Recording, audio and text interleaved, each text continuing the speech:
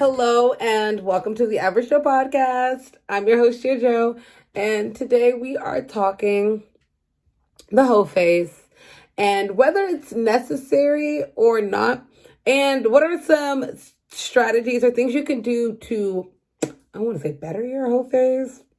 I don't know, you guys. Let's just talk here. All right. So during your younger years, 18, 19, 20 to 20, well, actually, at any time, you honestly can have a whole phase like any time in your life. Because sometimes some people don't have it when they're younger, because maybe they're in a relationship or whatever the case may be. So they maybe have it a little bit later. And the purpose of this whole phase is for you to, I guess, just sleep around and kind of figure yourself out or figure things out. But I think there is a smarter way to kind of approach it and just kind of also to avoid it, because to me, the whole phase just brings a lot of emptiness and sorrow in you, because it's what do you get out of it besides, some time of pleasure, and then that pleasure does fade away, it does end, and then, you're just kind of to yourself. So I just think that, you should not, because sex does entail a lot of soul ties and things of that nature. So you kind of want to watch who you're giving it to, because you don't want to just walk around building soul ties unnecessarily, with people. So my suggestion was perhaps getting a consistent fuck buddy. It just some might disagree, but just somebody you could always call whenever, you just itching for whatever, rather than when you go out, you meet Johnny, you meet Jimmy, you meet, Steffi over here, you meet Antoine, you just go out and it's just a bunch of random people, and also you never know who's going to be any good. At least you get one person, they're good or whatever, and you can explore more through them.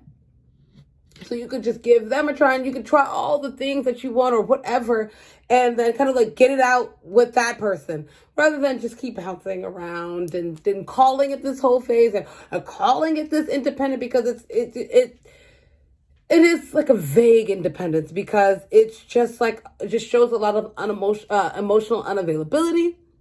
And it just shows an emptiness, because you are empty. There's no way to you are, there's no happiness into this. So unless you're some women, do whatever. But the vast majority don't find happiness in it. And they end up and it always comes back around, because you're going to sleep with one, too many, and they're going to know him, and they're going to know that one. And then maybe when you're really looking to find somebody, they're like, oh, bro, you mess with my homeboy, or, you mess with my friend, or whatever the case may be. And now he can't even approach or treat you that way, because they all talk. They're all going to tell the tale of how you just loosey-goosey, you was just popping it for the squad, or you were running from homeboy to homeboy in this search of self-discovery that you could take and find in yourself. Masturbate.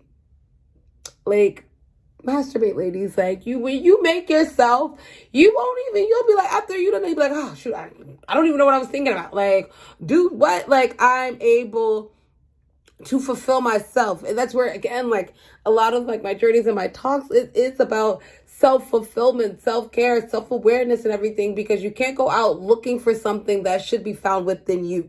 So you can't, if you want to make yourself reach a certain point, then do it yourself first.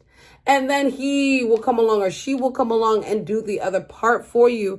But it just the whole phase isn't necessary, ladies. I do think that you can discover yourself better off alone, and understand yourself sexually alone, or with one consistent person, whether it's your boyfriend or just a buddy that you just kicking it with, because I do feel that ties just keep going all around, and you're not happy within yourself. And then once they all start to put together that you the girl for the for the whole world, you don't like it, and you go on the defensive, the defense, and it's just it's just something that you're not happy with within yourself.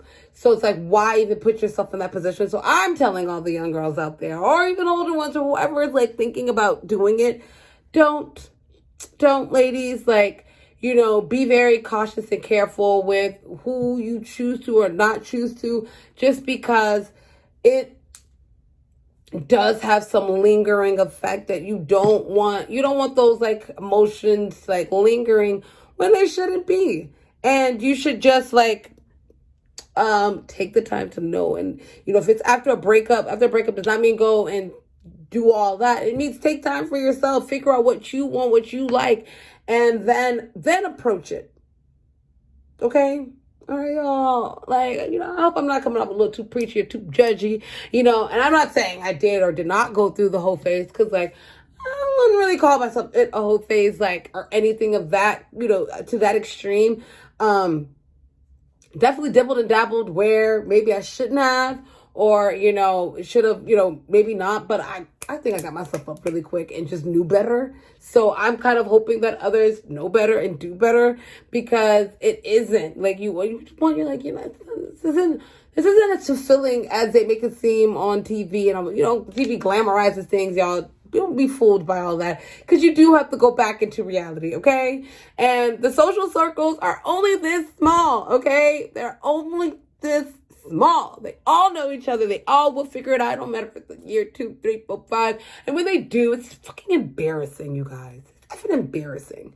You're embarrassed. I don't care how you shake it or how you feel about it or whatever. You're embarrassed. So save yourself the embarrassment, okay? By picking and choosing your partners much more wisely, avoiding that whole phase, and more so turning it into a sexual discovery, and you're discovering yourself and what you like and how you like to be pleased and things of that. And you can find that amongst yourself or with one, possibly two if needed. But I think you can, and I'm not judging women who are very sexually free or who, are in tune with their sexuality and things, who, need it. Because, like, just like men need their sex, women need it too. But there is a way to be responsible and be in control and not let them control it and control the narrative, ladies.